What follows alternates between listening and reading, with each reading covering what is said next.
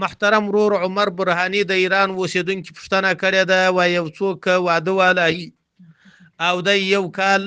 په مسافرۍ کې تیر کې نو چې کور ته راسي نکاح نوی کوي، په څه طریقه به نوی کوي؟ محترم وروره، نکاح نوی کول خو ضروري نه ده که د چیرې د طلاق الفاظ نه ویلي، خو بیا هم که احتیاطا نکاح نوی کوي نو دا ضروري نه ده چې خطبه به ویل کیږي، دا ضروري نه ده چې د مسجد ملا به راوستل کیږي، بلکې چې یو نارینه او دوی ښځې دا که د خپل د کوري د هغو په مخ کې د یوه ښځه ایجاب و قبول سره وکړي، ما خپل نفس تا ته په نکاح در کړی وو، ښځه ورته وایي، دی ورته وایي ما قبول کړی وو، نو په همدغه سره هم نکاح منعقده کیږي، نکاح کیږي. د مسجد ته ملا راوستل ضروري نه دي او د بیګانه شاهدانو راوستل ضروري نه دي، خو یو به نارینه شاهد دي، بل که نارینه